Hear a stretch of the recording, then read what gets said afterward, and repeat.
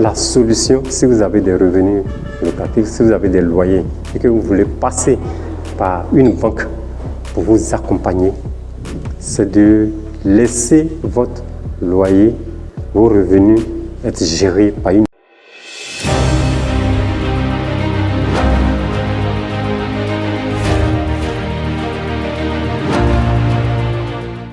Salut chers investisseurs immobiliers, heureux de vous retrouver dans cette nouvelle vidéo dans laquelle nous allons parler de financement de l'immobilier à travers les banques. Et oui, tout ce mois de février, nous allons parler de comment est-ce que vous pouvez faire financer vos projets immobiliers à travers les banques.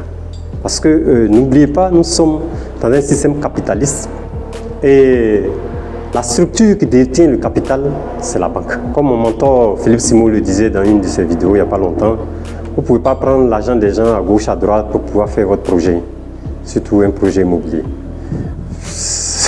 Il y a trois raisons. Soit si ça ne marche pas, ils seront devant ta maison, ta porte, dans ta chambre, dans ton salon. Quel que soit ce que tu vas leur expliquer, ce n'est pas leur problème. Mon ami, tu as pris mon argent, vraiment, il faut rembourser avec les intérêts que tu as promis. Ça, c'est le 1. Ils vont te manquer du respect comme ce n'est pas permis. Tout ce qu'ils ne pouvaient pas te dire, ils vont te le dire. Donc vraiment, la meilleure stratégie, c'est de passer par les établissements financiers et surtout par la banque, qui est un établissement financier. Et dans cette vidéo, je vais vous partager l'intervention d'un participant qui était avec nous lors de la 3e édition des dîners de l'immobilier qui s'est tenue à Silver Moon Hotel le samedi 26 novembre 2022 de l'année dernière, qui a été vraiment très enrichissant pour tous les participants. Pour être exact, il y avait 100 participants et j'avais l'honneur de donner la première partie du thème qui est réussir la réalisation de sa mini-cité de A à Z. Et bonne nouvelle, le même thème en format tome 2 sera reconduit le samedi 4 mars 2023 à toujours au même endroit, Silver Moon Hotel à Cocody en Grain, pour ceux qui veulent vraiment venir avec nous. C'est vraiment enrichissant. Il faut vivre, voilà, vivre pour témoigner. Nous les 100. Après qu'on a fait une petite enquête de satisfaction, on a eu 99,99% de satisfaits. Voilà. 99,99% de satisfaits.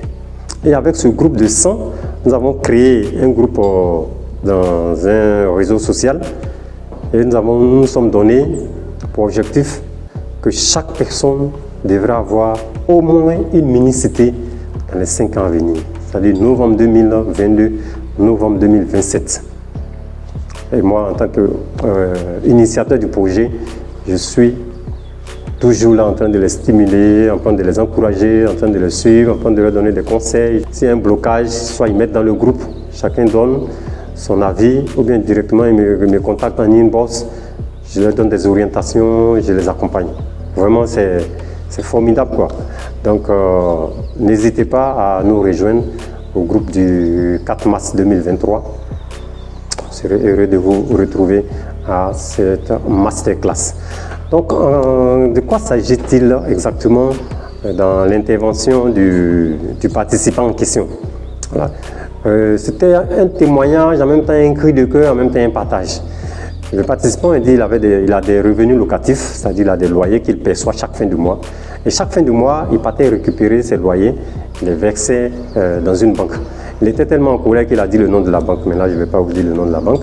Le loyer faisait un peu plus de 2 millions par mois et chaque mois, il partait les récupérer, les verser à la banque. Dans cette vidéo, je vais vous donner une stratégie. Lorsque vous avez des revenus locatifs, les banques raffolent des revenus locatifs, mais il faut bien les utiliser. Donc, qu'est-ce qu'il ne faut pas faire lorsque vous avez des revenus locatifs si jamais vous voulez passer par un prêt immobilier pour grandir, pour aller à une autre étape, pour aller à un autre level? Voilà. Lorsque vous voulez aller à un autre level, qu'est-ce qu'il ne faut pas faire lorsque vous avez des revenus locatifs? C'est la raison de cette vidéo. Et donc, le monsieur, chaque mois, il a dit pendant près de 2 ans et demi, un peu près de 3 ans, pendant plus de 2 ans et demi, chaque mois, il partait récupérer son loyer et il les versait à la banque. Et il connaît bien le chef d'agence, c'est son ami. Ils sont toujours amis. Mais il partait, chaque mois il versait, mais après derrière il prenait pour ses petites charges, pour ses petits investissements. Et chaque mois, il partait verser ses revenus locatifs un peu plus de 2 millions. Et ça, il a dit ça après à peu près 1 mois et demi qu'il en a parlé à son ami pour dire bon, je verse parce que bon, je veux solliciter un prêt chez toi ici avec ta banque pour que vous m'accompagniez. Mais son ami a attrapé la tête, il a dit mince, non mais c'est pas comme ça. C'est pas comme ça, la banque ne va jamais te donner.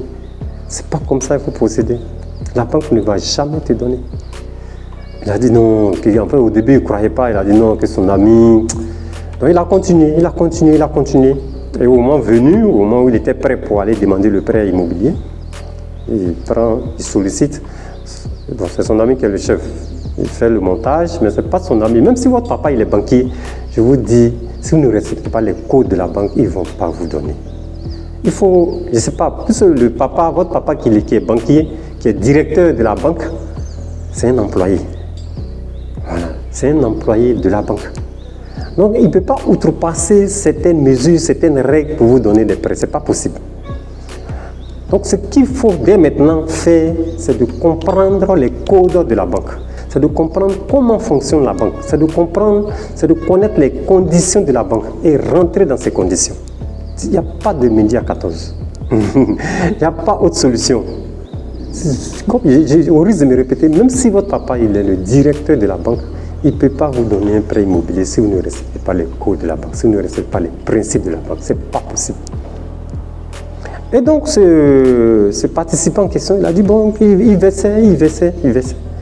Au moment de demander l'argent, son ami qui est chef d'agence a monté le dossier et l'agence, je veux dire, la maison mère a refusé. Si tu as des revenus locatifs, ce n'est pas cette voie qu'il faut utiliser si tu veux vraiment avoir un prêt bancaire, si tu veux avoir que la banque, si tu veux avoir la banque comme coéquipier pour t'accompagner. Ce n'est pas comme ça. Il dit, le patron dit, il était dépassé. Il dit, mais voilà, chaque mois, pendant plus de 2 ans, près de 2 ans et demi, je verse plus de 2 millions par mois. On dit, oui. Les résultats sont, je veux dire, le relevé est là, ça ne ment pas, mais c'est pas ça, on ne peut pas vous donner, monsieur. Une des raisons du refus, je me dis, que la banque, ne connaissant pas les loyers, ou bien ne connaissant pas les locataires, ou bien ne connaissant pas la source du revenu, peut se dire, bon, peut-être que chaque mois tu viens mettre, tu peux prouver, mais la solution, si vous avez des revenus locatifs, si vous avez des loyers, et que vous voulez passer par une banque pour vous accompagner, c'est de laisser votre loyer, vos revenus être gérés par une agence qui a pignon sur rue. C'est un peu complexe, mais ce n'est pas compliqué. Je vous explique terre à terre. Tu as des revenus, tu as des maisons qui sont en location. Tu confies ces maisons à une agence immobilière qui a un siège, qui a une adresse physique qu'on peut retrouver, qui a un agrément de l'État de Côte d'Ivoire, parce que là nous sommes en Côte d'Ivoire, et qui est connu de la banque. Dans ce cas, la banque peut prendre ses revenus locatifs comme un salaire, faire ses calculs là-dessus et sur cette base, sur la base du montant, dégager la quantité cessible et vous octroyer un prêt. Parce que la bonne nouvelle aussi, c'est que lorsque vous avez des revenus locatifs, la banque calcule l'âge, l'année. Quand vous êtes salarié, c'est jusqu'à votre retraite. Mais lorsque vous avez des revenus locatifs, la banque prend jusqu'à 70 ans de votre âge. Donc vous voyez que la quantité cessible devient encore plus intéressante.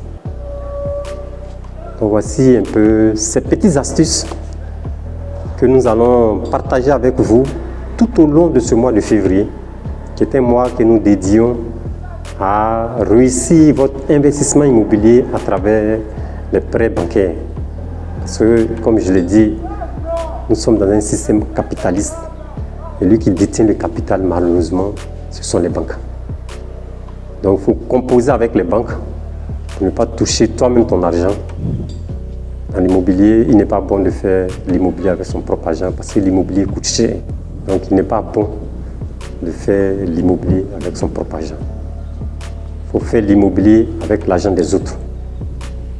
Et les autres ici, c'est la banque. Parce que lorsque la banque a analysé votre dossier et qu'elle décide de vous accompagner, elle prend des risques, mais elle prend des risques en conséquence de cause et elle sait que le projet, il est plus que viable, enfin il est viable. Et elle sait sur quoi elle s'en tient. Moi ici où nous sommes, j'ai bénéficié d'un prêt bancaire. J'ai bénéficié d'un prêt bancaire pour mon programme 2. Je l'ai dit plusieurs fois sur mes chaînes. Là nous sommes dans une de mes mini-cités. La deuxième que j'ai baptisée Harmonie. Harmonie, j'ai bénéficié d'un prêt bancaire. C'est une mini-cité de 8 villas duplex, 5 pièces chacune. J'ai partagé avec ceux qui étaient à la masterclass dernier les astuces. Et le 4 mars, nous allons encore partager d'autres astuces. Et pour vous qui nous suivez en ligne, moi, je vous invite à vous abonner si ce n'est pas encore fait, à cliquer sur la cloche de notification et surtout à partager massivement pour que cette vidéo fasse du bien à quelqu'un d'autre. Merci et rendez-vous à notre prochaine vidéo pour réussir ton investissement immobilier. Imo Finance 5G pour réussir votre investissement immobilier.